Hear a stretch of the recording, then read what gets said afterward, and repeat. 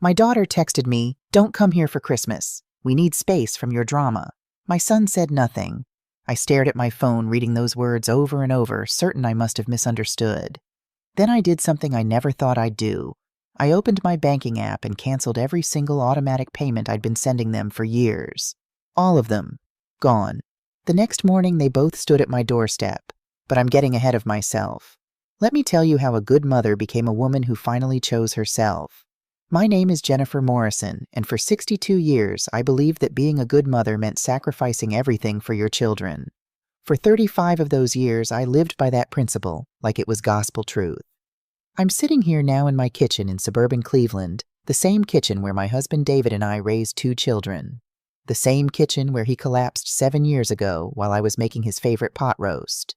The same kitchen where I've spent countless nights alone wondering where I went wrong. The December sun sets early here. Through my window, I can see the garden David planted 20 years ago. The roses he loved are dormant now, waiting for spring. Sometimes I wonder if I've been dormant too. Let me tell you about the text message that changed everything. It came 3 days ago on a Tuesday evening. I just finished my watercolor class at the community center, something I'd recently started to fill the empty hours.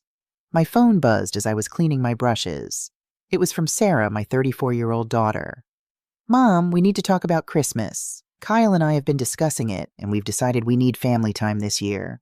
Just us and the kids. You're always so needy and demanding, calling all the time, making everything about you. We need space. Don't call. Don't text. Just leave us alone for the holidays." I sat down hard on my kitchen chair. The phone nearly slipped from my grip. Needy demanding, I had called her twice that week. Once to ask if Olivia needed anything for her dance recital. Once to see if they'd received the check I'd sent for their mortgage payment. That's what she called needy. I waited for Ethan, my 31-year-old son, to call. To text. To say something in the family group chat where he'd surely seen Sarah's message. Nothing. Hours passed, then a full day. His silence felt like agreement, like betrayal, just as sharp as Sarah's words. That night I didn't sleep. I lay in bed staring at the ceiling, David's side of the bed cold and empty as it had been for 7 years. The house creaked around me, every sound amplified by loneliness.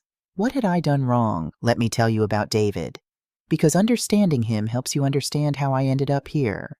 David Morrison was the steadiest man I ever knew. We met in 1983 at a hospital fundraiser.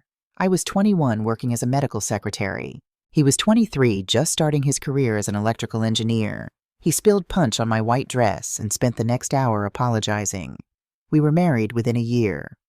"Jen," he used to say, holding my hand across the dinner table, "the kids need to learn to stand on their own 2 feet. That's our job, to raise adults, not permanent children." I'd always nod, agreeing in principle, but in practice, I saw my babies struggling and couldn't help but reach out to catch them. David died 7 years ago this past April. Sudden, unexpected. One moment he was in the garage changing the oil in Sarah's car because Kyle couldn't be bothered to learn and Sarah had asked. The next moment I was calling 911 watching my husband's face turn gray. Stroke, massive and merciless. The funeral was on a Thursday. Sarah and Kyle drove in from their house 40 minutes away. Ethan flew in from his apartment downtown. They stayed 3 days. 3 days. I remember standing in our bedroom on that 3rd evening, folding David's clothes to donate. My hands were shaking so badly I had to sit down on the floor, surrounded by his flannel shirts that still smelled like his aftershave. Sarah knocked on the doorframe. "Mom, we need to head out." I looked up, my face surely showing the devastation I felt. "Already? The kids have school Monday. We can't keep disrupting their routine." She checked her phone. She was always checking her phone. "You understand, right? What could I say? That I was terrified of being alone in this big house, that every room echoed with David's absence, that I needed my daughter." "Of course," I said. "Drive safe." Ethan left that same evening. "I took bereavement leave from work already, Mom. I'll call you this weekend." He didn't call that weekend, or the next. That's when it started. The fear, the crushing, paralyzing fear that I would lose them too. That if I wasn't useful, wasn't needed, wasn't giving them something, they'd drift away entirely, and I'd be completely alone. So I made myself useful. It began innocently enough. 6 months after David died, Sarah called crying. "Mom, I don't know what to do." Kyle's been out of work for 3 weeks and we're behind on the mortgage. I'm so scared we'll lose the house. My heart broke. How much do you need? $1,500 would catch us up. I sent it that day. Transferred right from my account to hers. She called 2 days later crying again, but this time with relief. Mom, thank you so much. You saved us. I don't know what we would have done. You're the best mother in the world. Those words. God, how I needed those words. 3 months later, Ethan called. Mom, hey. So I'm in a bit of a jam. My car needs a new transmission and I don't have the cash. Any chance you could help me out just this once? Just this once. I sent him $3,000. It became a pattern. Then it became routine. Then it became expected. Sarah started calling every month. The mortgage payment. Olivia's dance classes. Noah's tutoring. Medical bills. Car repairs. Always something. Always urgent. Always I wouldn't ask if it wasn't important, Mom. I set up automatic transfers. $1,500 on the first of every month. Ethan was the same. Rent increases. Student loan payments, even though David and I had helped him with those years ago. Emergency dental work. His car payment. On and on and on. I set up his automatic transfer too. $1,000 monthly. And beyond the monthly payments, there were the extras, the emergencies, the birthday gifts that cost hundreds, the Christmas presents that maxed out my credit card. When Sarah's washing machine died, I bought them a new one. Top of the line, delivered and installed. When Ethan's laptop crashed, I replaced it within days. He needed it for work, he said. When Olivia needed braces, I paid for them. Insurance doesn't cover everything, Sarah explained. I told myself this was what mothers did. This was love. This was what David would have wanted, taking care of our family. But lately a small voice in the back of my mind had started to whisper, would he have wanted this? Really, Thanksgiving should have been my first real warning, but I was too desperate to see what was right in front of me. I spent 3 days preparing.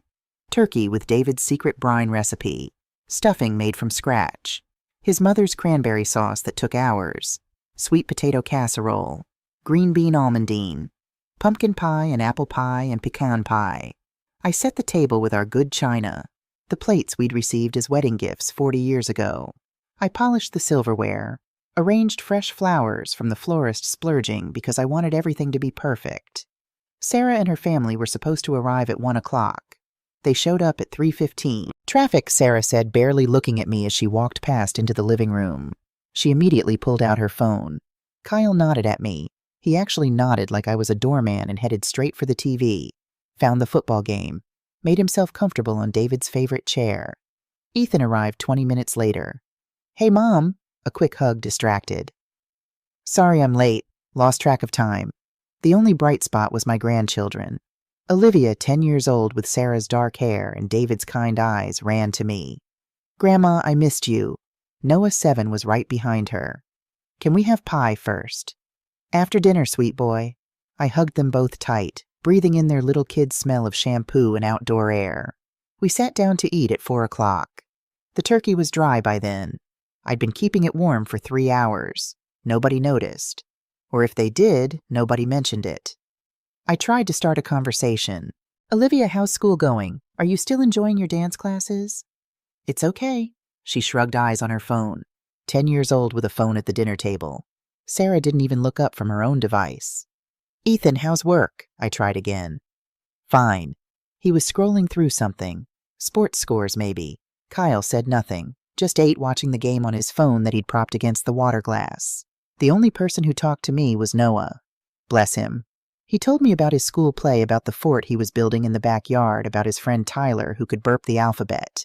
I held on to his every word like a lifeline. At 6:30, Ethan checked his watch. I should head out, meeting some friends at 7. Already, the word came out more desperate than I intended. Yeah, we made plans weeks ago. He stood, grabbed his jacket. Thanks for dinner, Mom. I'll take some leftovers if you've got containers. He left at 6:45. Arrived at 3:20. Stayed 3 hours and 25 minutes. And most of that was spent on his phone. Sarah and her family left at 7. Kyle carried Noah, who'd fallen asleep on the couch. Olivia gave me a quick hug. Sarah paused at the door. Oh, Mom, the automatic transfer hasn't hit yet this month. Just wanted to make sure you didn't forget. Not thank you for the beautiful dinner. Not "I love you." Not "How are you holding up with the holidays without Dad?" Just "Did you remember to send the money? I'll check on it tomorrow," I said. After they left, I stood in my dining room surrounded by dirty dishes and uneaten food. I'd made enough to feed 15 people. 4 adults and 2 children had barely made a dent. I started to cry. Just stood there in my kitchen, still holding the serving spoon, crying like my heart was breaking. Because it was. That night, after I'd cleaned up the Thanksgiving dishes and put away the mountains of leftovers, I couldn't sleep. The house felt too big, too quiet, too empty. I went to my bedroom closet and found the box I kept on the top shelf, the one filled with cards and letters my children had sent over the years. I sat on my bed and opened it. Mother's Day cards from when they were little, hand-drawn pictures in crayon. "I love you, Mommy," in shaky kindergarten handwriting. A card from Sarah when she was 8. "You're the best mom in the whole world. Thank you for making me cookies and playing with me and tucking me in at night." I traced the words with my finger, remembering that little girl. Where had she gone? The cards changed as they got older. Middle school store-bought cards with generic messages. "Thanks for everything you do." High school often forgotten a belated card a week after Mother's Day. College years, phone calls instead of cards. Brief calls. "Happy Mother's Day, Mom. Gotta run, I have class." And then after David died, something shifted. The cards became digital. E-cards that took 30 seconds to select and send.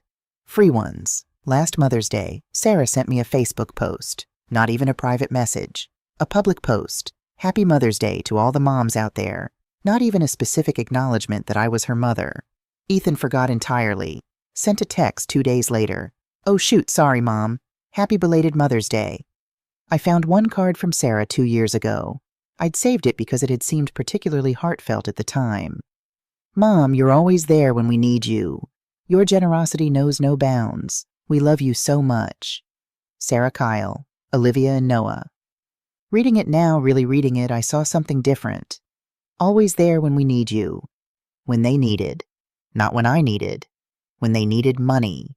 When they needed free babysitting. When they needed someone to listen to their problems. But when had they last asked how I was doing? When had they last noticed that I might need something too? I photographed the card with my phone. I wasn't sure why. Some instinct told me I might need evidence someday. Evidence of what I didn't yet know. The week after Thanksgiving, I tried to push away my doubts. They were busy, I told myself. They had their own lives. This was normal. But I was dreading Christmas alone. The thought of sitting in this house on Christmas morning with nobody to talk to, nobody to cook for, nobody to exchange gifts with, it was unbearable. So I texted Sarah. Casual, light, not wanting to seem needy. "Would love to spend Christmas with you all this year. I could come to you if that's easier, or you're all welcome here. I'll make Dad's prime rib. Let me know what works." I waited for a response. 1 day passed, 2 days. On the 3rd day, my phone buzzed. The message wasn't what I expected. "Mom, we need to talk about Christmas. Kyle and I have been discussing it, and we've decided we need family time this year. Just us and the kids. You're always so needy and demanding, calling all the time, making everything about you. We need space. Don't call, don't text. Just leave us alone for the holidays." I read it 3 times. 4, 5. Needy, demanding. I had asked politely, lovingly to spend Christmas with my own family. That was demanding. The message continued. "We need a break from your constant guilt trips and your need for validation. Let us have one holiday in peace." Guilt trips, what guilt trips? My hands were shaking. I set the phone down on the kitchen table, afraid I might throw it. I waited for Ethan to say something. We had a family group chat. He would have seen this message. Hours passed. I checked my phone obsessively. Surely Ethan would defend me. Surely he would say, "Sarah, that's too harsh," or "Mom didn't do anything wrong." Nothing. The next morning, still nothing. That afternoon, I texted Ethan directly. "Did you see what Sarah wrote to me?" 3 dots appeared, then disappeared, then appeared again. Finally, "Yeah, look, Mom, maybe she has a point. You do call a lot." I felt like I'd been slapped. I called a lot. I called twice a week. Once to check in, once to ask if they needed anything. My own son was siding with his sister, against me. That night was when everything changed. I couldn't sleep. At 2 in the morning, I got out of bed and went to my office. David's old office, really. I'd barely touched it since he died. His desk was still there, his computer now outdated, his filing cabinets full of important papers I'd been too scared to sort through. I turned on the desk lamp and opened my laptop. I don't know what made me do it. Some instinct, some small voice saying, "Look, really look." I logged into my bank account, and I started to scroll. Not just recent months. I went back. Years. I exported statements. Created a spreadsheet, something David had taught me how to do decades ago when we used to manage our household budget together. The numbers that emerged made me physically ill. Monthly payments to Sarah, $1,500 in 60 months equals $90,000. Monthly payments to Ethan, $1,000 is 60 months equals $60,000. But that was just the automatic transfers. Then there were the emergencies. Sarah's transmission repair, $3,200 Sarah's down payment assistance on their house, $20,000 Sarah's washing machine, $1,800 Sarah's root canal, $1,500 Olivia's braces, $4,800 Noah's birthday party deposit at that indoor play place, $600 Ethan's car transmission, $3,000 Ethan's security deposit when he moved apartments, $2,000 at Ethan's emergency dental work, $2,400 Ethan's laptop, $1,400 Ethan's phone, $1,100 Ethan's loan to cover overdraft fees, $800 on and on and on. And that wasn't even counting gifts. Christmas presents for 5 years, clothes, toys, electronics, jewelry for Sarah, birthday presents, Easter baskets, elaborate ones, expensive ones. The American Girl doll for Olivia, $250. The gaming setup for Noah, $1,500. I added another column, and another. Every purchase I could remember I tried to document. When I finally totaled everything I had to check the number 3 times. $204,600. $204,600. In 5 years. I sat back in David's chair, my cold coffee untouched, my hands shaking. That was 78% of David's life insurance. The money he had worked so hard for, the money he had saved so carefully, the money he had left specifically, explicitly for my security in my old age. I could hear his voice in my head. "Jen, this is for you, for your future. Don't let anyone take advantage of you. The kids are adults. They can manage." I had argued with him about it before he died. But what if they struggle? What if they need help? There's help and there's enabling Jen. Don't mix them up. I'd dismissed his concern at the time. Our children weren't like that, I'd insisted. They wouldn't take advantage. But now, sitting here at 2:30 in the morning staring at a spreadsheet that showed the brutal truth, I finally understood. David had known. Somehow he'd known. And what had I gotten in return for my $204,600 a text message telling me I wasn't welcome at Christmas? A son who wouldn't defend me. Phone calls that ended with "love you, Mom," that sounded like autopilot, like obligation. Grandchildren I barely saw except on holidays, and even then only for a few hours. The realization hit me like a physical blow. I had been paying for their love, and they had been selling it. I sat at David's desk until dawn staring at the spreadsheet. Part of me wanted to close the laptop and pretend I'd never seen it. Go back to the way things were. Keep sending the money. Keep trying to buy their affection. Keep hoping that someday they'd love me the way I needed to be loved. But another part of me, a part I didn't know existed until that moment, was angry. Not just angry. Furious. I had raised them better than this. David and I had taught them about respect, gratitude, integrity. We'd taught them to value people over money, relationships over material things. When had it all gone wrong? I pulled out my phone and opened my banking app. Found the automatic transfers I'd set up years ago. $500 to Sarah Morrison, first of every month. $1,000 to Ethan Morrison, first of every month. My finger hovered over the cancel button. What if Sarah really needed the money? What if they lost their house? What if Ethan got evicted? What if they never spoke to me again? That last thought stopped me. Because the truth was, they barely spoke to me now. Even with the money. Especially with the money. The money had become our entire relationship. I thought about David. About what he would say if he were here. Actually, I knew what he would say. He'd said it 5 years ago in one of our last conversations before the stroke. We'd been sitting on the back porch watching the sunset. Sarah had just called asking for money for Olivia's dance competition trip. I'd immediately agreed. David had been quiet for a long moment. Then, "Jen, do you know what the difference is between helping and enabling What do you mean helping is giving someone a boost when they need it? Teaching them to fish, not giving them fish. Enabling is doing for them what they should be doing for themselves. And worse, it's letting them avoid the consequences of their own choices. I'd bristled. You think I'm enabling them? I think you're afraid of losing them. And that fear is making you give them everything they want instead of what they need. Which is to grow up, to struggle a little, to learn that they're capable of solving their own problems. I'd been annoyed with him that night. We'd argued about it, one of the few real arguments we'd had in 40 years of marriage.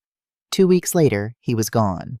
And in my grief and loneliness, I'd done exactly what he'd warned me about. I'd tried to keep my children close by making myself indispensable. By giving them money they didn't have to work for. By solving problems they needed to solve themselves. And in doing so, I'd taught them that my only value was in my wallet. The anger clarified into something cold and hard and certain. I clicked cancel on Sarah's automatic payment. Then I clicked cancel on Ethan's. Both confirmations popped up. Recurring payment canceled. I stared at the screen for a long moment, my heart pounding. Then I opened my text messages and found Sarah's cruel Christmas message. I typed one word, okay. That was all. Just okay. I pressed send. Then I turned off my phone. For the first time in years, the house was completely silent. And in that silence, I felt something unexpected. Peace. I slept for 4 hours. Deep, dreamless sleep like I hadn't had in years. When I woke up, I made coffee and sat at the kitchen table with my phone still off. I needed to think. Really think.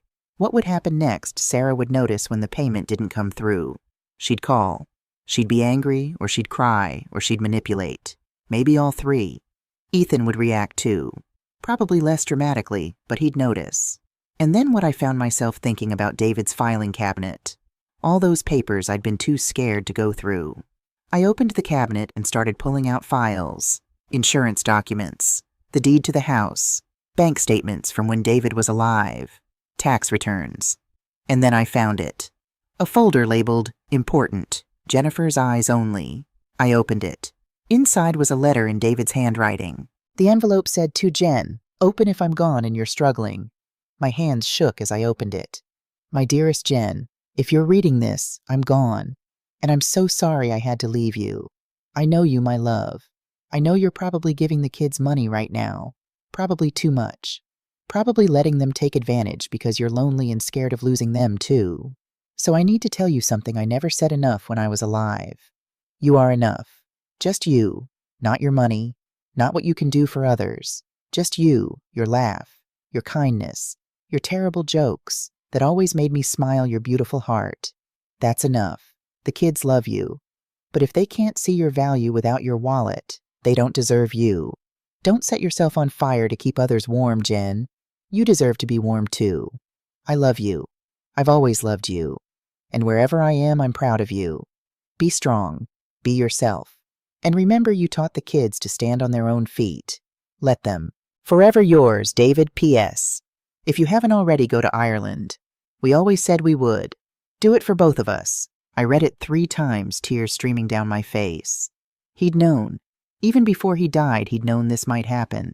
And he'd left me this letter, this permission, this reminder that I was worth more than what I could give. I folded the letter carefully and put it in my pocket. Then I turned on my phone. 37 missed calls, 16 text messages, all from Sarah and Ethan. I didn't read them. Not yet. First, I had a phone call to make. David's attorney, Samuel Bradford, was semi-retired now at 68, but he still took calls from old clients. "Jennifer Morrison," he said warmly when his receptionist put me through. "How are you? I haven't heard from you in years." "I need help, Samuel." Something in my voice must have conveyed the urgency because his tone shifted immediately. "What's happened?" I told him everything. The money, the Christmas text, Sarah's cruelty, Ethan's silence, the 204,600. When I finished, there was a long pause. "Jennifer," he said finally, his voice grave, "what you're describing is financial exploitation. In Ohio, this could qualify as elder financial abuse." "I gave it willingly," I protested. "Under emotional coercion and undue influence. That's different than giving freely." "What do you mean? Your daughter threatened to cut you off from your grandchildren if you didn't comply with her demands. That's coercion. Your son's silence is a form of psychological pressure, the pattern of escalating demands combined with verbal abuse that's textbook financial exploitation. I'd never thought of it that way. How old are you, Jennifer? 62. And your health? I have arthritis, high blood pressure, some anxiety since David died, nothing too serious.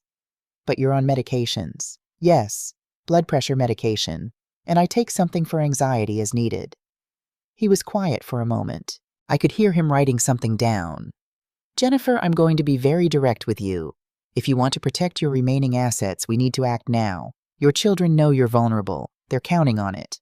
The word vulnerable stung, but he was right. What do you recommend? First, a new will. Currently, everything goes to Sarah and Ethan equally upon your death, correct? Yes. We change that. Make your estate conditional based on their behavior, or redirect assets to a trust for your grandchildren that their parents can't access, or even to charity if you choose. My stomach churned. That seems so drastic.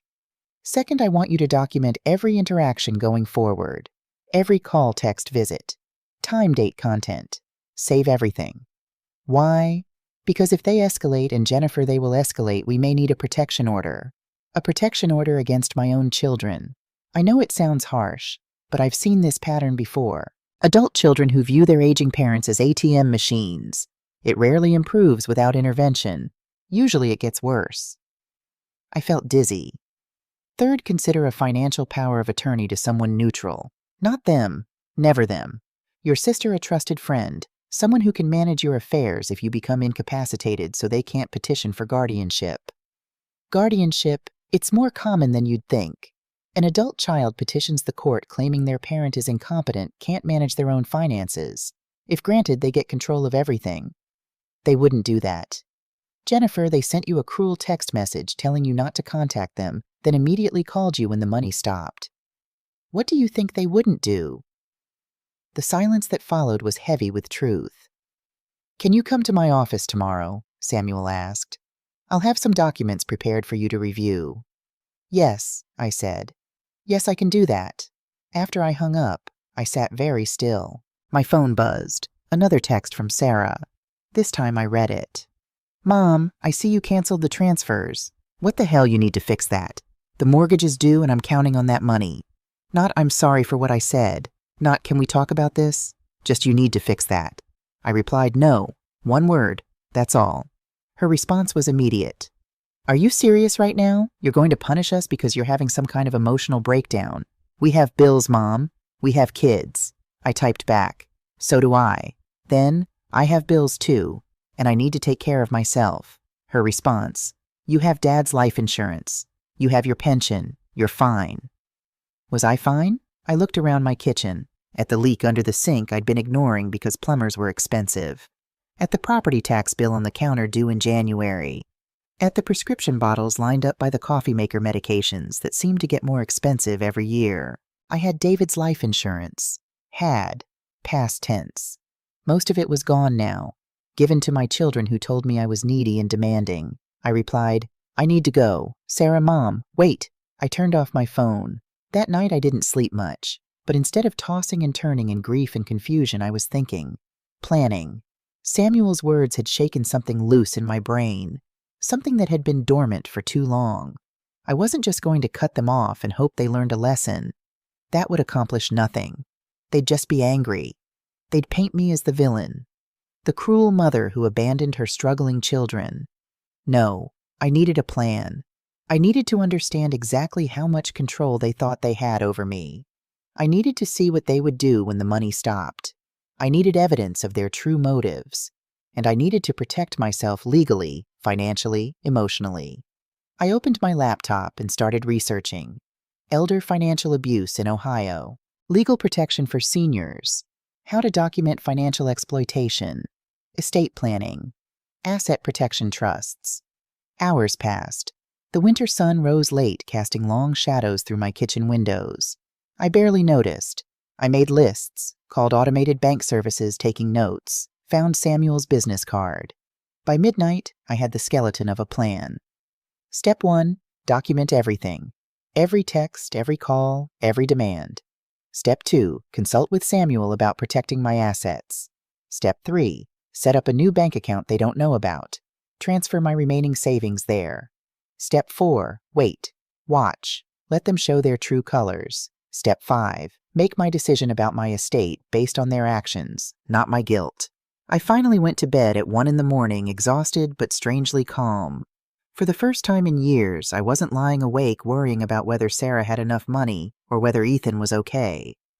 I was thinking about myself, and it felt like waking up from a very long sleep.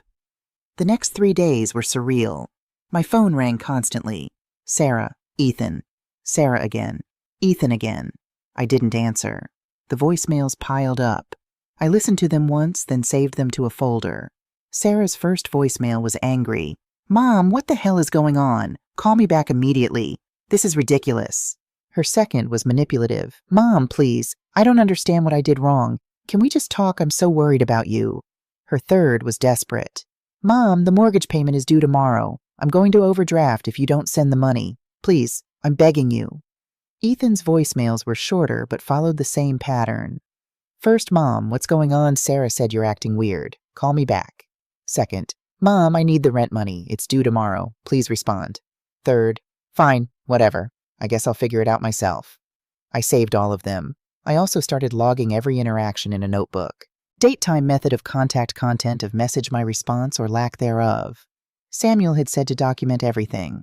So I did. On the 4th day, I had my meeting with Samuel Bradford. Samuel Bradford's law office looked exactly as it had when David and I had last visited to update our wills 15 years ago. Same mahogany desk, same leather chairs, even the same receptionist, though she'd grayed considerably, as had we all. Jennifer. Samuel stood and extended his hand. Please sit down. I sank into the leather chair across from his desk and pulled out my folder. The spreadsheet, printed bank statements, screenshots of text messages, a timeline of financial requests. Samuel put on his reading glasses and reviewed everything in silence. His expression grew grimmer with each page. $204,600 in 5 years, he finally said. Jennifer, do you realize this qualifies as severe financial exploitation of an elderly person in Ohio? Elderly person. The word stung even though I'd expected it. I gave it willingly, I said again, though the protest sounded weak even to my own ears. Under emotional manipulation and undue influence. He tapped Sarah's Christmas text. This kind of verbal abuse combined with financial demands creates a clear pattern. How old are you? 62. And your health? Arthritis in my hands, high blood pressure, some anxiety since David passed. He made notes. Are you on medication? Blood pressure medication, anxiety medication as needed. They're expensive, my insurance doesn't cover all of it. Have you ever rationed your medication because of money? I hesitated, then admitted, once or twice. When Sarah had an emergency and needed extra money, I skipped a few doses to make my prescription last longer. Samuel's jaw tightened. That's exactly the kind of thing I'm talking about. You were sacrificing your own health to give them money. He leaned forward. Jennifer, I'm going to be very direct with you. If you want to protect your remaining assets, we need to act now. Your children know you're vulnerable, emotionally vulnerable after losing David, financially vulnerable because you're retired. They're counting on it. What do you recommend? First, a new will. Currently, everything goes to them equally upon your death, correct? I nodded. We change that. Make your estate conditional based on behavior, or redirect the bulk of assets to a trust for your grandchildren, Olivia and Noah, that Sarah and Ethan can't touch. They'd receive it at age 25 with conditions, or you can leave it to charity. Your choice. The thought of disinheriting my children made me feel ill, but the thought of rewarding their behavior made me feel worse. Second, I want you to document every interaction going forward, every call, text, visit, time, date, content. You're already doing this good. Keep doing it. Why? Because if they escalate to threats or harassment, we file for a protection order. We may also need evidence if they try to challenge your competency. Challenge my competency. It happens, Jennifer. An adult child claims their parent is suffering from dementia, can't manage finances, needs a guardian. They petition the court for guardianship. If granted, they control everything. Surely they wouldn't. They told you not to contact them, then immediately demanded money when you stopped paying. They've already shown you who they are. Believe them. I felt cold. Third, give someone else financial power of attorney, not your children. Do you have siblings, close friends? My sister Linda. She lives an hour away. Perfect. We'll draft a power of attorney naming her. If something happens to you, if you become ill or incapacitated, Linda can manage your affairs. Not Sarah, not Ethan. Fourth, I asked because I could tell there was more. Fourth, consider what you want the rest of your life to look like, with or without them in it. That question hung in the air between us. I have 2 grandchildren, I said quietly. Olivia and Noah. I love them desperately. I understand. We can potentially maintain a relationship with them without maintaining one with their parents. Kyle, Sarah's husband, might be an ally if they divorce, which frankly sounds likely given the financial deception. I left Samuel's office 2 hours later with a thick folder of documents to review and sign. My hands shook as I drove home. That evening, as I was making dinner just for myself, a small chicken breast and salad, my phone buzzed. A text from Ethan. His first direct communication since the Christmas message. Mom, what's going on? Sarah said you're acting crazy. I need the money for rent. It's due tomorrow. Please. I stared at the message. Not are you okay? Not I'm sorry I didn't defend you. Not let's talk about this. Just I need the money. I typed back, I've made some financial changes. You'll need to budget differently going forward. His response was immediate. Are you kidding me? I'll be evicted? Is this because of what Sarah said? She was just stressed? You know how she is. You know how she is? As if that excused it. As if her stress justified cruelty. Another message. I'm coming over tomorrow. We need to talk about this. Then from Sarah. Brian told me you're cutting him off too. What is wrong with you? Where is your mother? Our grandmother would be ashamed of you. I didn't respond to either of them. But I did something else. I went to my bedroom closet and found the box of old family photos. I sat on my bed and looked through them. Sarah as a baby laughing in David's arms. Ethan taking his first steps reaching for me. Family vacations, birthday parties, Christmas mornings. When had it changed? I found a photo from Ethan's college graduation. David and I stood on either side of him, beaming with pride. Sarah was there too with Kyle, everyone smiling. That was 8 years ago. David was still alive. The kids were grateful for our help paying for college. We were a family. Ethan arrived at 11 the next morning. I watched through the living room window as his Honda Civic pulled into my driveway. The same car I'd helped him buy 3 years ago with a $5,000 loan he'd never repaid. He knocked sharply on the door. Not the gentle knock of a son visiting his mother, an impatient, irritated knock. I waited a moment steadying myself, then opened the door. Mom? He didn't smile. He looked tired, unshaven. His eyes were red-rimmed. We need to talk. Come in, I said evenly. He walked past me into the living room, and that's when I saw Sarah's black SUV pull up behind his car. My stomach dropped. They had coordinated this, planned it together. Sarah climbed out of the driver's seat. Kyle stayed in the car with Olivia and Noah in the back. I could see my grandchildren through the window, and my heart ached. They'd brought the children, as leverage, as props. Sarah entered without knocking. Mom, we need to talk, now. Both of you, I said. It wasn't a question.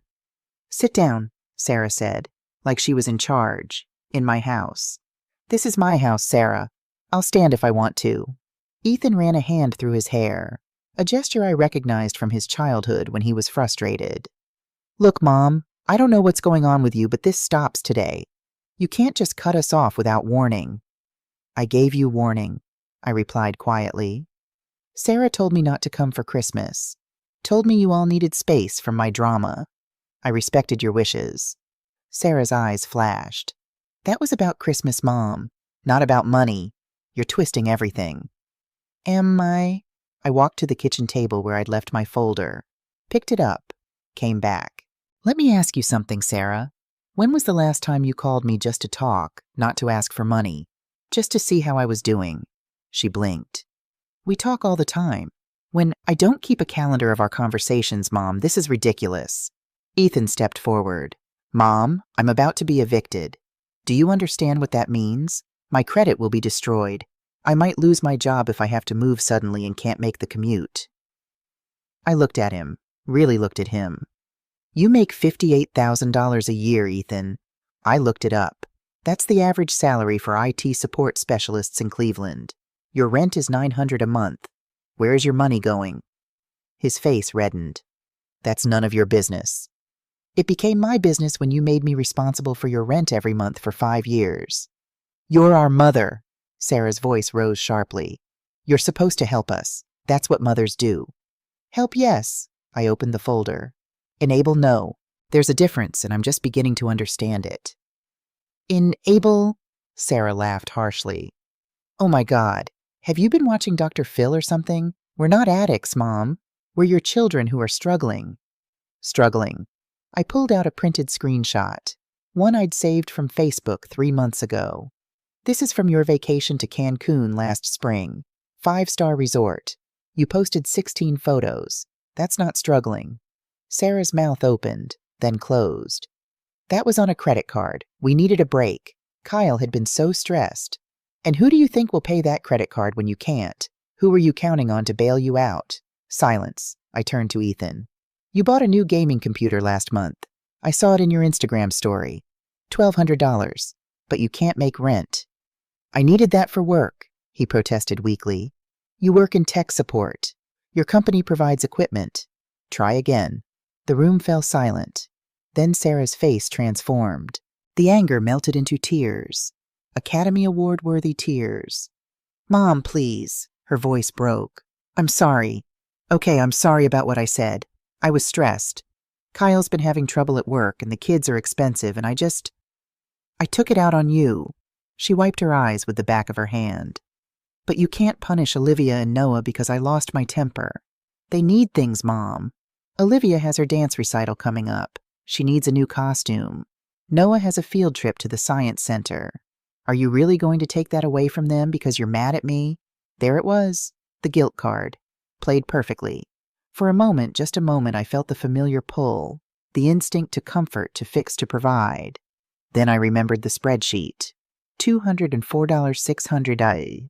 I remembered David's letter. You are enough. Just you. I remembered the Christmas text. We need space from your drama. No, I said firmly. Sarah's tears stopped as quickly as they'd started. What, yo? No, I won't be resuming the payments. You're both adults. You need to manage your own finances. Ethan's expression hardened.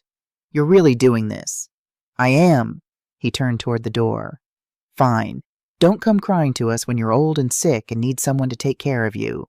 The threat hung in the air, ugly and clear. Sarah grabbed her purse. You're going to regret this, Mom. Family is supposed to stick together, but apparently you're fine with being alone. She paused at the door. Her final weapon. Don't expect to see your grandchildren anymore. I won't let you poison them against their own mother. Then they left, both of them, walking out, leaving me standing in my living room shaking. I stood frozen for a long moment after the door slammed. The house was silent except for the ticking of the kitchen clock. David's old clock.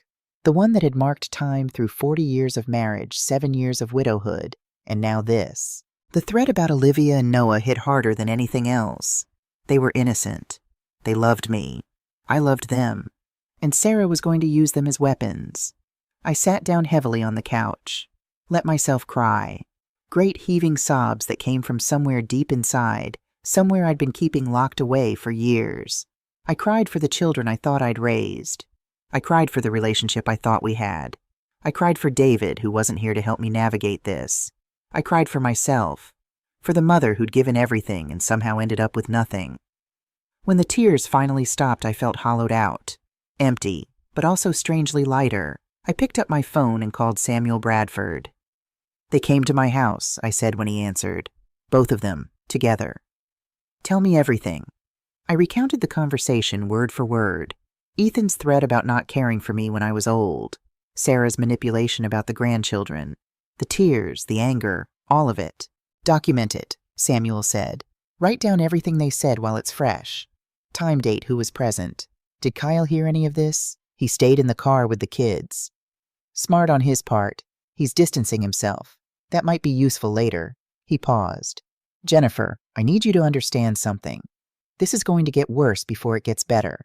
They're going to try every tactic they know. Guilt, anger, manipulation, using the grandchildren. I know. You're doing the right thing, even when it doesn't feel like it. After we hung up, I did what he said. I wrote down everything, every word I could remember. Then I did something I hadn't done in weeks. I called my sister. Linda picked up on the second ring. Jen, hi, I was just thinking about you. How are you? Her voice was so normal, so warm that I almost started crying again. I've been better, I admitted. What's wrong? I told her. Everything. The money, the Christmas text, the confrontation this morning, Sarah's threat about the grandchildren. When I finished, there was a long silence. Jen, Linda finally said, and her voice was tight with anger. Why didn't you tell me this was happening? I thought I was being a good mother. A good mother or a doormat? The words stung, but they were true. How much did you give them? She asked. Over $200,000 in 5 years. Jesus Christ, Jennifer. More silence. Then, Sarah called me 3 days ago. My stomach dropped. What? She said you were having some kind of breakdown, that you'd cut them off financially and were acting paranoid. She was very worried about you. And what did you say? I told her I'd call you, which I was planning to do today anyway. Linda's voice softened. Jen, why didn't you tell me what was going on? We talk every week. Because I was ashamed. Because I knew what you'd say. Because I didn't want to admit that my children were using me. Oh, honey. We both sat with that for a moment. Then Linda asked, what are you going to do? I'm changing my will, protecting my assets, setting boundaries. Good. That's good. She paused. You know this is going to get ugly, right? It's already ugly. No, I mean uglier. They're going to call everyone, tell their version of the story, try to turn the family against you.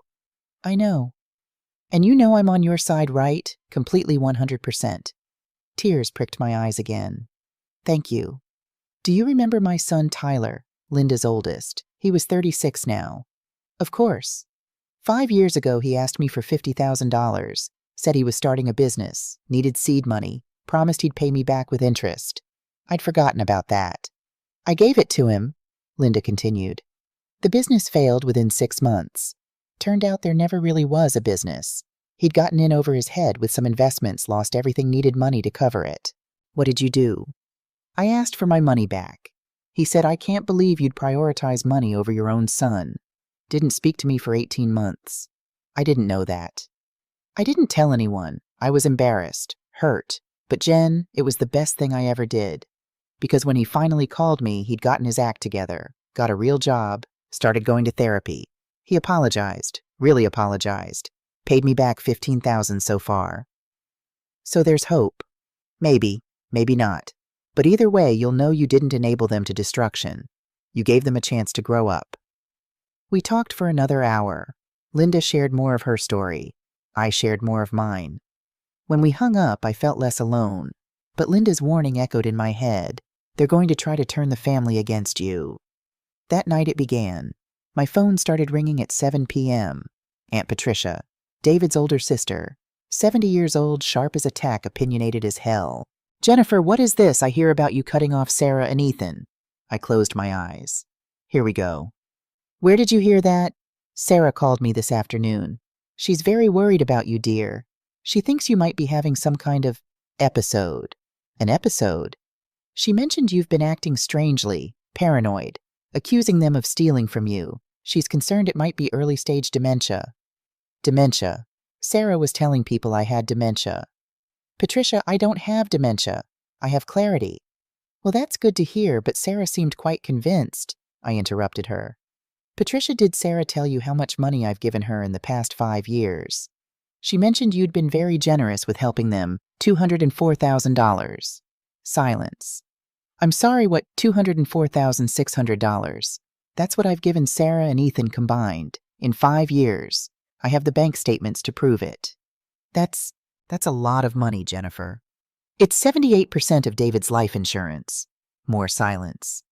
And when I asked to spend Christmas with them, Sarah sent me a text telling me not to come, that they needed space from my drama, that I was needy and demanding.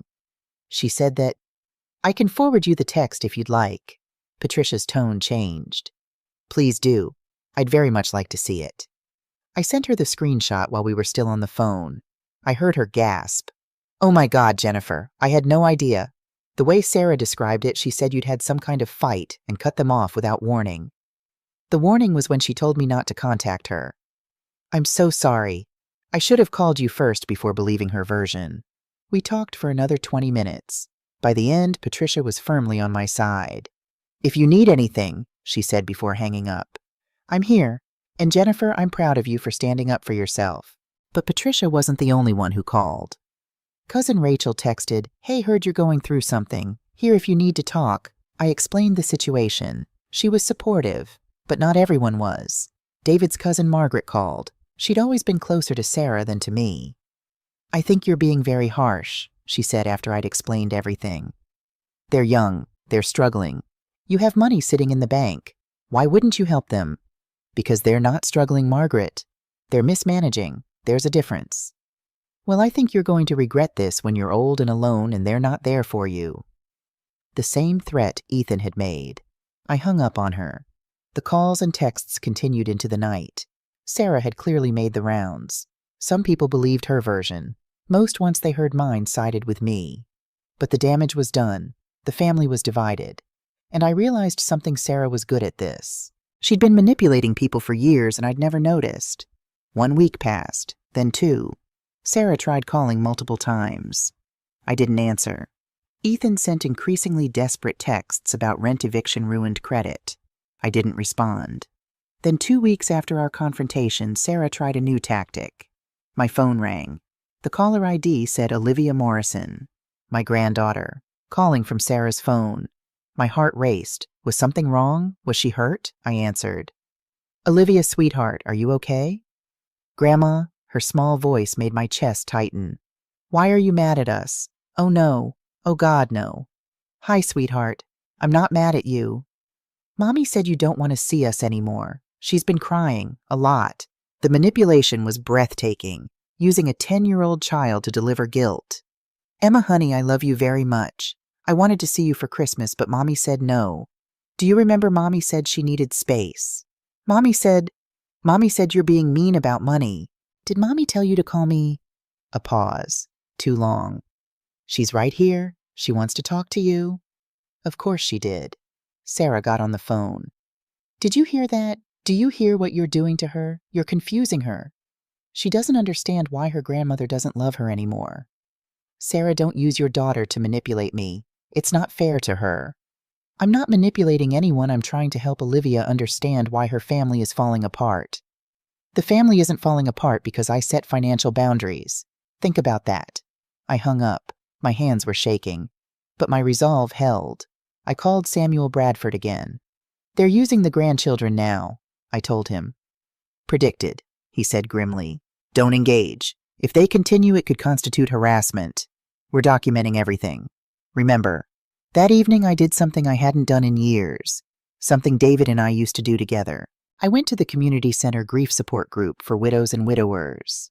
The group met Thursday nights in a small room at the community center. About 12 people sat in a circle ranging from their 50s to their 80s. The facilitator, a kind-faced woman named Carol, welcomed me. We have a newcomer tonight. Would you like to introduce yourself? I'm Jennifer, I said. My husband David died 7 years ago, and I'm having trouble with my adult children. The murmurs of understanding around the circle surprised me. You're not alone, said a woman across from me. She looked to be in her early 70s, well-dressed, kind eyes. I'm Ruth. My husband died 5 years ago, and my son... Well, let's just say I understand. As the meeting went on, I learned I was far from alone.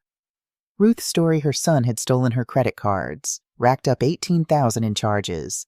She'd had to take him to court to avoid being liable. A man named George. His daughter had forged his signature on loan documents, taken out a second mortgage on his house without his knowledge. He'd almost lost everything. A woman named Dorothy. Her 3 adult children had fought over her late husband's estate like vultures. Hadn't spoken to her in 2 years except through lawyers. The hardest part, Ruth said, looking directly at me, is accepting that the children you raised aren't the adults they became. You keep hoping they'll change, go back to being the sweet kids they once were. But sometimes they don't. What did you do? I asked. I changed my will. Left everything to a scholarship fund in my late husband's name. When my son found out he didn't speak to me for a year, she smiled sadly. Then one day he called, apologized, really apologized. We're rebuilding now, slowly. But it took hitting rock bottom for him to see what he'd become. And if he hadn't apologized, then I'd have peace knowing I didn't reward bad behavior. Either way, I'd be free. Free. The word resonated deep in my chest. After the meeting, Ruth approached me. Coffee sometime, I think we have a lot in common. I'd like that. We exchanged numbers. As I drove home, I felt something I hadn't felt in weeks. Hope. I should have expected it. Samuel had even warned me. But when the call came 3 weeks later, I was still shocked. Jennifer, you need to come to my office. Today, if possible. Samuel's voice was grim. What's happened? Just come. An hour later, I sat across from him as he slid a legal document across his desk. Petition for guardianship of incapacitated person. I stared at it, not comprehending at first. Then I saw the names Sarah Morrison and Ethan Morrison petitioners. And mine, Jennifer Morrison, respondent. What is this? They're claiming you're mentally incompetent. They're seeking to be appointed as co-guardians to manage your finances. The room tilted. My vision blurred at the edges. They what? They've filed a petition with the court claiming you're suffering from dementia, can't manage your money responsibly, and need legal guardians to protect you from yourself. I couldn't breathe. This was real. My own children. Samuel pulled out more papers. They've submitted what they call evidence, a letter from a Dr. Richard Patterson claiming he has concerns about your cognitive decline. I've never heard of him. He's never examined you. Apparently he's a friend of Kyle's from the gym. He wrote this letter based on family reports of your behavior. That's not legal, is it? It's ethically questionable at minimum, but it's enough to trigger a hearing. Samuel's jaw tightened. They've also submitted statements. Sarah claims you've become paranoid, accusatory, or making irrational financial decisions. He slid me another paper, Sarah's statement. I read her words. My mother has always been emotionally fragile since my father's death.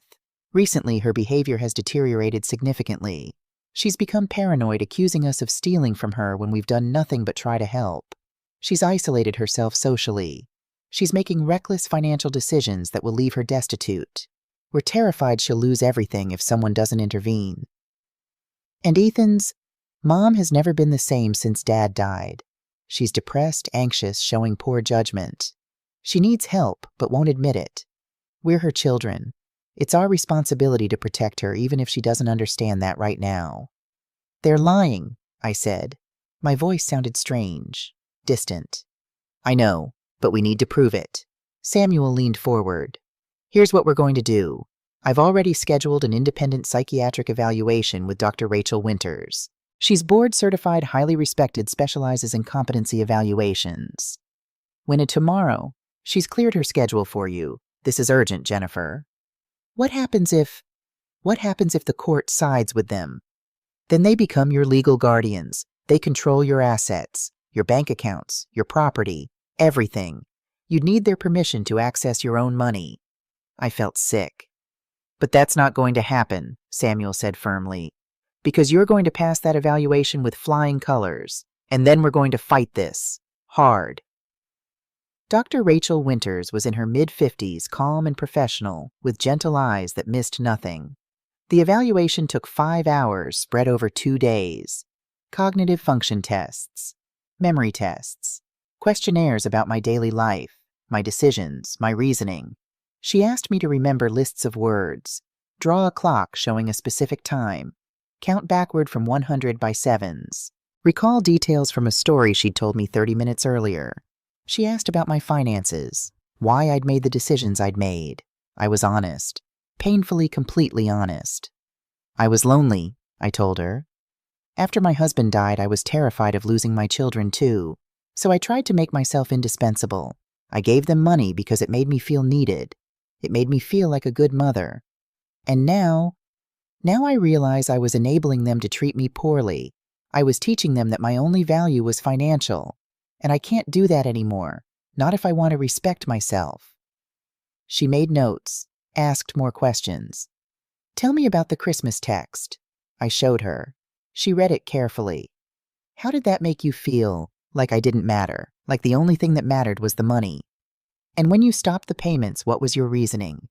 That I needed to take care of myself, that I have my own bills, my own future to think about, that I can't set myself on fire to keep other people warm. She smiled at that. That's a healthy boundary. At the end of the second day, Dr. Winters closed her notebook. Mrs. Morrison, I want to be very clear with you. Your cognitive function is excellent. Your memory is better than most people half your age. Your executive function, your ability to plan, make decisions, solve problems is strong. There is absolutely no evidence of dementia confusion or cognitive impairment of any kind. Relief flooded through me. So the petition is baseless and frankly offensive.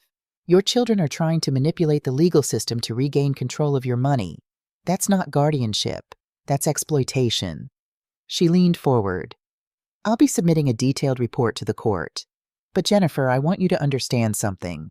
What you're doing, setting boundaries, protecting yourself, refusing to be manipulated, that's not irrational. That's the sanest thing you could possibly do. I cried, right there in her office. From relief, from validation, from years of being told I was wrong to want basic respect. The hearing was scheduled for mid-January. Samuel prepped me thoroughly. They're going to try to paint you as confused, emotional, irrational. You need to stay calm. Answer clearly. Don't let them bait you into anger. What if I see the grandchildren? Kyle has confirmed they won't be there. He's actually been cooperative. He wants no part of this. The courtroom was small, cold, fluorescent lights that made everyone look slightly ill.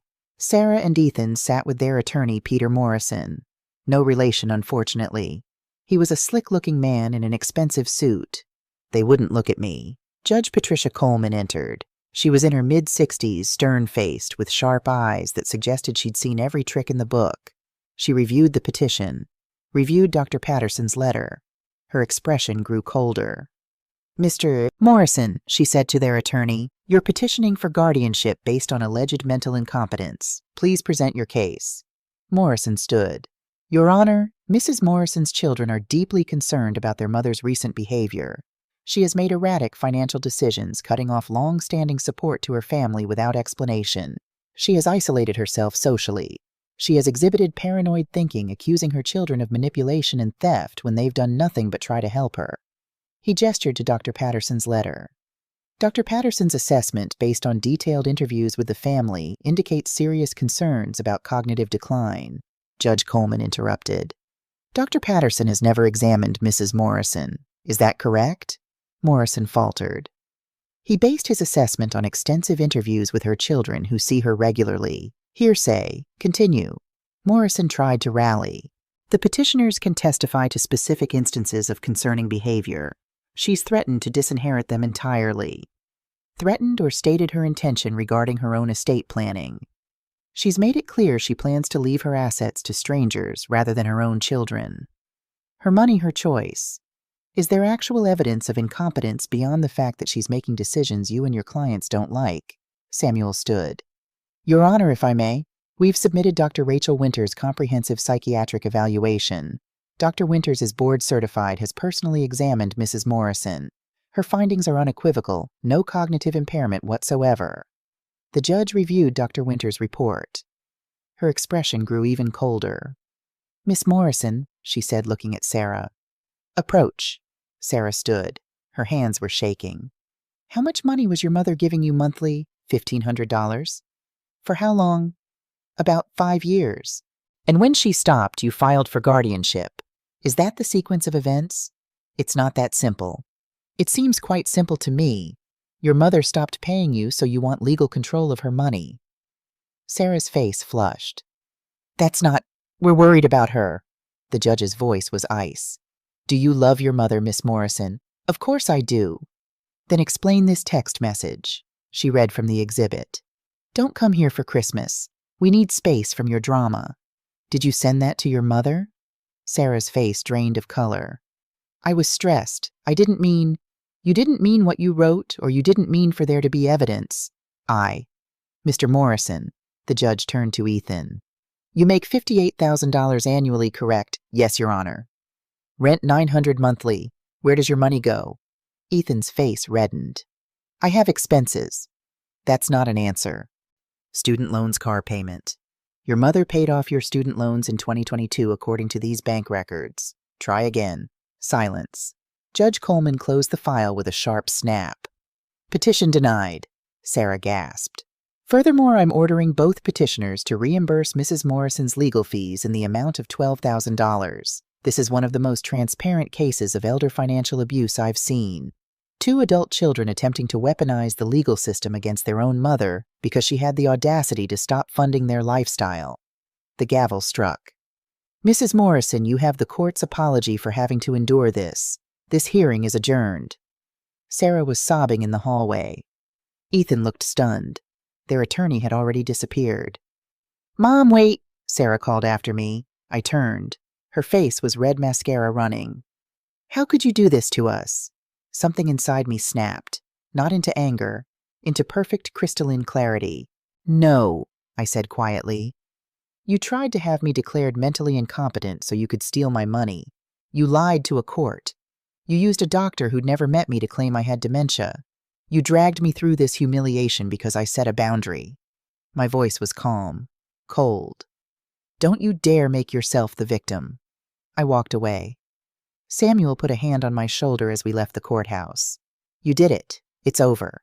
But as we stepped outside into the cold January air, I knew it wasn't over. It was just beginning. That night, exhausted from the hearing, I made tea and sat in David's chair. My phone buzzed. A Facebook message from someone I didn't know. Rachel Cooper, Mrs. Morrison. This is Melissa Hayes. I'm Ethan's girlfriend of 4 months he hasn't told the family about me. I need you to know something important. My heart started racing. Ethan has a severe gambling addiction. Online poker. That's where all his money goes. He's in debt to some very dangerous people, owes about $35,000. He's been using your money to pay minimum balances on credit cards and keep bookies from coming after him. She'd attached screenshots, bank statements showing cash advances, poker accounts, text messages from someone named DeMarco, payment due Friday or we have problem. I found all this last week. I've been trying to get him into treatment, but he won't admit he has a problem. I thought you should know the truth. I'm sorry for what he's done to you. Melissa, I stared at the messages for a long time. Gambling. That explained everything. The constant need for money, the evasiveness, the desperation. My son was an addict. Summer arrived in Cleveland with warm winds and blooming gardens. David's roses were thriving. I'd learned to care for them myself. Pruning, fertilizing, watering in the early mornings before the heat of the day. It felt symbolic somehow. Learning to tend to things David had started. Learning to do things on my own. My life had changed in ways I never expected. Every Sunday I saw Olivia and Noah. Kyle brought them to a park halfway between our homes. He'd stay at a distance, giving us space, but always respectful. Thank you for this, he'd said the first time. The kids need their grandmother. The divorce from Sarah was almost finalized. Kyle had primary custody. He'd found his backbone and was actually being a father. Tuesday mornings I had coffee with Ruth. We'd become close friends. She understood what I'd been through in ways most people couldn't. Wednesdays I volunteered at the senior center teaching computer skills, helping people my age learn to video call their grandchildren, navigate email, avoid online scams. Thursdays book club. We just finished reading Educated by Tara Westover. The story of a woman who had to leave her family to save herself resonated deeply. Saturdays hiking group. Cleveland Metro Parks had beautiful trails. I'd lost 15 pounds. My arthritis was better. My blood pressure was normal for the first time in years. I'd redecorated David's office into an art studio. My watercolors weren't masterpieces, but a local gallery had agreed to display a few pieces. I'd sold 2. The money didn't matter. The accomplishment did. Linda and I had gone to Ireland in July. The trip David and I had always planned. I scattered some of his ashes on the cliffs of Moher like he'd wanted. I cried on those cliffs, but they were different tears. Not grief exactly. Gratitude maybe. For the life we'd had. For the strength he'd given me to build a new one. Financially, I was stable. Comfortable even. I still had $47,000 in savings. My pension covered all my expenses. I'd prepaid my funeral. Bought long-term care insurance. I would never be a burden to anyone. The new will was signed. Estate divided between Olivia and Noah in a trust they'd receive at 25. A generous donation to the senior center. Money for Linda's children who actually called to check on me. Sarah and Ethan each got $1, the legal minimum. I hadn't spoken to either of them since the hearing, until the morning in early September when my doorbell rang. I was painting a landscape of the park where I met my grandchildren, trying to capture the way morning light filtered through the oak trees. The doorbell startled me. I wasn't expecting anyone. I opened the door. Sarah and Ethan stood on my porch. Both looked terrible. Sarah was thinner, older somehow, dark circles under her eyes, hair pulled back in a messy ponytail, no makeup, jeans and a plain t-shirt. I'd never seen her dressed so simply. Ethan was worse, gaunt, unshaven, hollow-cheeked. His clothes hung loose on his frame. "Mom," Sarah said quietly, "can we talk, please?" I looked at them for a long moment, considered closing the door, but curiosity won. "Come in." They followed me into the living room. I didn't offer coffee, didn't make them comfortable, just waited. Ethan spoke first. "Mom, I'm in rehab, for gambling, 60 days inpatient. I got out last week." "I know," I said. His eyes widened. "You know, Melissa told me 6 months ago." Pain crossed his face. "She told you, before she left me. She was worried about you. She cared." "We broke up after I got arrested." My stomach dropped. "Arrested?" "I tried to steal from my employer, to pay off debts. They didn't press charges if I agreed to treatment." His voice cracked. "I've hit bottom, Mom. Lost everything. My job, my apartment, Melissa, my self-respect." He took a shaky breath. "I'm living in a recovery house with 5 other guys, working part-time at a call center, going to GA meetings every day, and I'm sorry. For everything. The money, the guardianship petition, the things I said." I watched him, looking for the lie, the manipulation. I didn't see it. I saw genuine remorse, but I'd been fooled before. Sarah's turn. "Mom, She struggled with the words. "Kyle left me, filed for divorce. He has the kids most of the week. I lost the house. I'm in a 1-bedroom apartment working 2 jobs just to make rent." Her voice was small, defeated. "Kyle told me he sees you, that you have the kids every Sunday." "Yes." "He said you never badmouth me to them." "I don't." Tears now. "Thank you for that. You could have. You had every right to." She wiped her eyes roughly. "I'm in therapy, twice a week, working on my shopping addiction, my need for control, She swallowed hard. "My cruelty to you. The guardianship petition, Sarah. You tried to have me declared incompetent." I know. It was Kyle's breaking point. When the judge ruled against us and ordered us to pay your legal fees, he realized I'd lied to him about everything. About you, about the money, about my spending. He filed for divorce 2 weeks later. She looked at me directly. "I destroyed my own life. Not you, me." The room was silent except for the ticking of David's clock. "I'm so sorry, Mom," Sarah whispered. "I'm so sorry." The question hung in the air, the one they'd come to ask. "Can you forgive us?" I didn't answer immediately. I stood up, walked to the window, looked out at David's roses. "Do you know what I learned this year?" I asked without turning around. They waited. "I learned the difference between guilt and responsibility. Guilt is feeling bad about your choices. Responsibility is changing your behavior." I turned to face them. "You both say you're sorry. Maybe you are. Maybe you feel guilty. But Ethan, you didn't come here after 60 days in rehab because you wanted to apologize. You came because your sponsor told you to make amends. Step 9. Ethan looked down. "Yes. And Sarah, you didn't come here because you fundamentally changed. You came because you lost Kyle. You lost custody of your kids, and some part of you thinks maybe I can help fix it." "That's not," Sarah started. "Don't lie to me. Not anymore." The words came out sharper than I intended, but I was done being soft. "Here's what I need you both to understand. I loved you. I loved you so much I let you drain me financially, emotionally, spiritually. I loved you so much I ignored every warning sign. I loved you so much I almost let you destroy me." My voice grew stronger. "But I love myself, too. And I won't go back to being your safety net, your backup plan, your ATM." Sarah's face crumpled. We're not asking for money, aren't you? Silence. Let me be very clear about what I'm willing to offer and what I'm not. I walked back to my chair, sat down, looked at them both. Ethan, I will support your recovery, not financially, but I will attend family sessions at your rehab if you ask. I will answer when you call if it's not about money. I will be there for your milestones, your 90 days, your 6 months, your year, if you stay sober. His eyes filled with tears. Thank you. Sarah, I will maintain my relationship with Olivia and Noah through Kyle. I will not badmouth you to them, but I will not lie to protect you either. They're old enough to understand consequences. She nodded, wiping her eyes.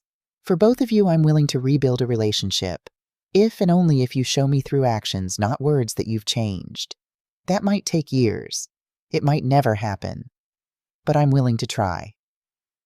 Relief started to cross their faces. However, the relief died. I will not give you money. Not for emergencies. Not for bills. Not ever. Mom, Sarah protested. Not ever. That's not negotiable. But what if there's a real emergency? Ethan asked. Then you'll handle it like adults, the way millions of people do every day without their mothers bailing them out. I leaned forward. I will not let you guilt me about the grandchildren. I will not forget what you did. Forgiveness doesn't mean amnesia, and I will not let you back into my life fully until you've earned it. How do we earn it? Sarah asked, voice small. Time, consistency, showing up when there's nothing in it for you, calling to ask how I am, not to ask for something, respecting my boundaries without argument. I paused. And there's one more thing you need to know. What may? My will is changed. Everything goes to Olivia and Noah in a trust you cannot access until they're 25. There are provisions for Linda's children and charities. You each get $1. Sarah's sharp intake of breath. Mom, that's my decision. Final, non-negotiable. You taught me that my love was only valuable when it came with money, so I'm removing money from the equation entirely. We rebuild our relationship based on actual love, or we don't rebuild it at all. I stood up. Those are my terms. Take them or leave them. Sarah stood abruptly. Her chair scraped against the floor. This is bullshit. Language, I said calmly. You're punishing us forever. We made mistakes. We apologized. What more do you want? Changed behavior. I am changing. I'm in therapy. I'm working 2 jobs. I lost everything. You lost things, Sarah. I almost lost myself. Her mask dropped completely. The real Sarah emerged, the one I'd glimpsed in that Christmas text. You know what, Mom? You're not the saint you think you are. You want to know why we took your money, because you made an offer to see, because you kept insisting, because you made us feel like we owed you for every little thing. Did I make you file for guardianship? Silence. Sarah's voice dropped. Vicious. You want to keep the kids from me. That's what this is about. You've turned Kyle against me. You're using them as weapons. I'm not keeping them from you. You lost them through your own choices. Kyle wouldn't have left if you hadn't stopped giving us money, if you hadn't made everything fall apart. Sarah, I didn't destroy your marriage. You did. You hid credit card debt from your husband. You lied about where the money was going. You tried to have your own mother declared insane. I didn't do any of that. You did. The truth hung in the air like smoke. Sarah was crying now, angry tears, desperate tears. You don't understand what it's like. Kyle couldn't keep a job. I had bills. I had kids who needed things. I did what I had to do. By lying, by manipulating, by treating your mother like a piggy bank. You wanted to help, you said so. I wanted to be needed, and you exploited that. The cruelest thing Sarah had said was at the first confrontation. But this was worse. This was the final card. At least I'm not alone, Sarah hissed. At least I have my kids. What do you have? Some old ladies you paint with, a sister who pities you. She moved toward the door, turned back. You're going to die alone, Mom, and we won't be there. We won't be at your funeral. We won't mourn you. You'll just be nothing. Is that what you want? The room froze. Ethan looked horrified. Sarah realized she'd gone too far. I didn't mean, get out, I said. My voice was ice. Mom, get out. Sarah grabbed her purse and fled. The door slammed behind her. Ethan didn't move. Long, heavy silence. "I'm not her," he finally said. "Aren't you—" You stood there while she said those things, and I was horrified. "Mom, I'm not Sarah." He stood up, faced me directly. "I can't speak for her. I can't fix what she said. But I can speak for myself." His voice was steady, clear, different than I'd ever heard it. "I destroyed my life. I destroyed any trust you had in me. I became someone I'm ashamed of. Someone Dad would be ashamed of." He swallowed hard.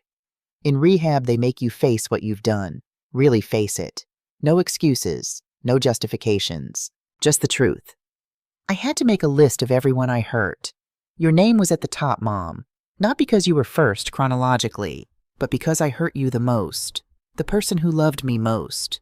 The person who deserved it least. Tears streamed down his face. "I don't expect forgiveness. I don't expect money. I don't expect anything. But I need you to know I'm changing. Not for you, for me. Because I don't want to be that person anymore.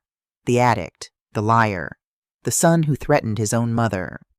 "How much debt?" I asked. $42,000. I filed bankruptcy in April. It's being discharged. I'm on a payment plan for what can't be discharged. "And the gambling." 73 days sober. I go to GA meetings every day, sometimes twice a day. My sponsor's number is on speed dial. He pulled out his phone, showed me an app. "See 73 days. Every day I don't gamble, I mark it.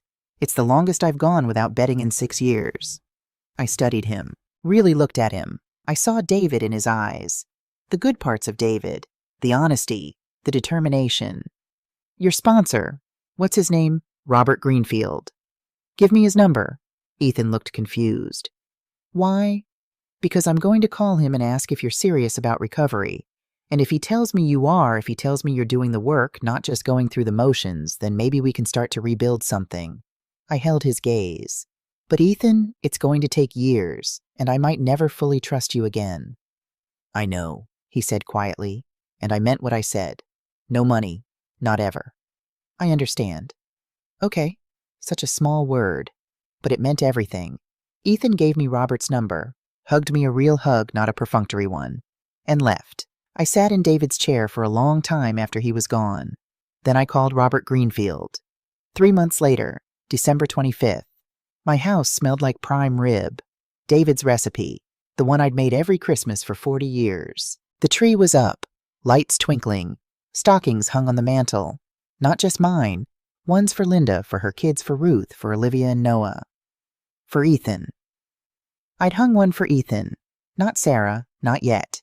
Maybe not ever. People started arriving at noon. Linda and her family first. Hugs all around. Her kids brought flowers. Ruth and her son Michael. Michael had become a friend. We'd gone to a few movies together. Nothing romantic. Just companionship. It was nice. Cousin Rachel, Aunt Patricia, a few people from book club. Kyle arrived at one with Olivia and Noah. "Grandma," they ran to me, hugging me tight. "Merry Christmas, my loves." Noah thrust a drawing at me. "I made this for you. It was us. Me and him, holding hands. Hearts everywhere. It's beautiful. I'm hanging it on the fridge right now." Kyle shook my hand. "Thank you for this, Jennifer. For everything." "How are you doing?" "Good. Really good, actually. Got a promotion at work. The kids are thriving. We're okay." "I'm glad." At 2 o'clock, there was a knock at the door. I opened it. Ethan stood there, clean-shaven, clear-eyed, holding a small gift and looking nervous. "Hi, Mom. I know I wasn't invited, but my sponsor said I should try anyway. If you want me to leave, come in," I said. His face lit up. Really, but Ethan..." "Yeah, this is about family. Real family. Not money, not obligation. Just people who care about each other. Can you handle that?" "I'd like to try." The house filled with laughter. Real laughter. Around the dinner table, Linda saying grace. "Thank you for this food, for this family, for second chances." Noah telling jokes. Bad ones. Everyone laughing anyway. Olivia showing everyone a dance she'd learned. Ruth and Patricia arguing good-naturedly about politics. Michael helping me serve the prime rib. Ethan quiet, but present. Really present. Not on his phone. Listening. Participating. I looked around the table. This was family. This was what it should feel like. Kyle caught my eye from across the table, mouthed thank you. I nodded. That evening, after everyone left, I found an envelope on the table. Sarah's handwriting. I sat down, opened it carefully. Mom, I'm not ready to see you yet. My therapist says I need to work on myself before I try to fix relationships I destroyed. Kyle sent me pictures from Christmas. The kids look happy, really happy. Olivia said you made Grandpa's prime rib and it made her feel close to him. I can't say I'm okay with not being there. I'm not. But I'm trying to understand that it's my fault I wasn't invited.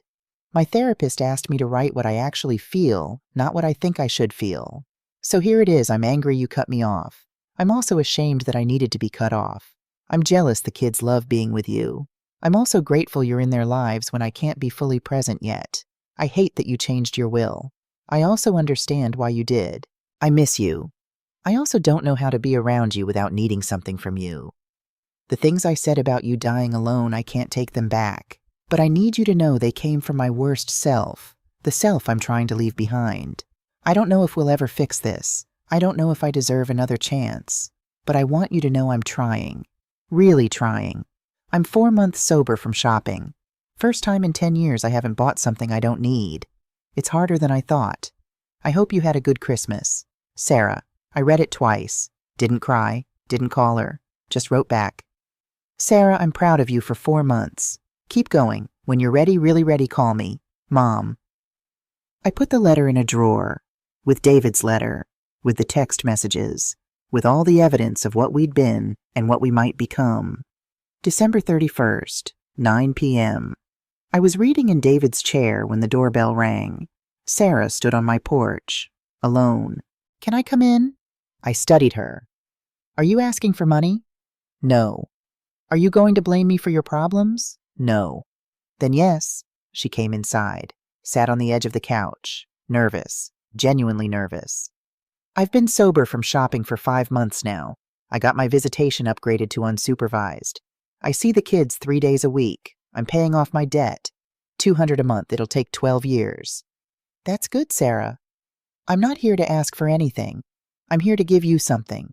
She handed me an envelope. Inside, $1,500 in cash. What is this?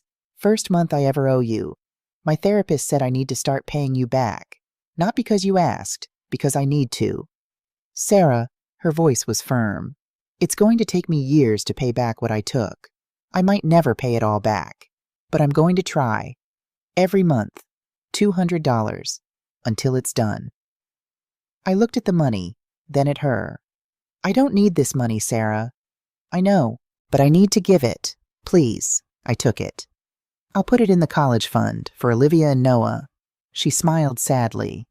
That's perfect. We sat in silence for a moment. I should go, Sarah said. I have an AA meeting at 10. AA? I thought you said shopping addiction. Turns out I had more than one problem. I was self-medicating with wine. A lot of wine. Kyle didn't know. Nobody knew. I hid it well. My heart broke. Sarah. I'm okay, Mom. For the first time in years, I'm actually okay. Sober, honest. Poor as hell, but okay. At the door, she paused. Do you think we'll ever be okay? You and me? I thought about it. Really thought about it. I don't know, I said honestly. But I think we're starting. That's enough, she whispered. We didn't hug. Not yet. But someday. Maybe someday we would. January 2026. My 63rd birthday. A small party at my house. Linda, Patricia, Ruth, Rachel. Kyle with the kids. Ethan 11 months sober from gambling. New job making $52,000. Less than before, but honest money. Sarah 10 months sober from alcohol. 13 months from shopping. Joint custody now. 50-50. Dating someone new named Jim. An accountant. Stable. Boring. Perfect for her. Sarah had given me $1,500 every month for 10 months. $15,000 into the college fund. She still had $189,000 to go. At $200 a month, it would take her 79 years. I'd never see all the money back. We both knew it. But that wasn't the point. The point was she was trying. Ethan called every Sunday, just to talk, about his week, his struggles, his small victories. He asked about my life. Actually listen to the answers. Sarah and I had coffee once a month. Sometimes it was awkward. Sometimes it was good. Always it was honest. We were rebuilding. Slowly, carefully, like you rebuild after an earthquake, checking every foundation, testing every support beam. At my birthday party, Sarah gave me a small box. Inside a framed photo, me and Olivia and Noah at the park. Kyle had taken it. We were laughing, really laughing. I know I can't fix what I broke, Sarah said quietly, but I wanted you to have this, a memory that's good. Thank you, I said, and meant it. That evening after everyone left, I found something else, an old letter, the one from David. I read it again. Don't set yourself on fire to keep others warm, Jen. You deserve to be warm too. I walked to the window, looked out at the garden. The roses would bloom again in spring. They always did. My phone buzzed. Text from Sarah. Thank you for today and for not giving up on us. Happy birthday, Mom. I love you. Text from Ethan. 11 months today. Thanks for being there. Love you. Text from Olivia. Grandma, you're the best. Can we do watercolors next week? Text from Michael. Thanks for letting me crash your family party. Same time next year. I smiled. Typed back to everyone. Love you too. Stood. Walked to David's photo on the mantle. I did it, I whispered. I chose myself, and I didn't lose them. Not completely. Not forever. I could almost hear his voice. I'm proud of you, Jen. People ask if I regret cutting them off. I don't. I regret that it was necessary, but I don't regret choosing myself. I lost $200,000. I gained my life back. That's a trade I'd make again. My children are learning to be adults, to take responsibility, to understand that love isn't transactional. My grandchildren know they're loved. By me, by their father, and slowly by a mother who's learning to be the person they deserve. I'm 63 years old. I paint, I hike, I have friends who value me for who I am, not what I can give them. I sleep peacefully, and every morning I wake up and tend David's roses. They're blooming. So am I.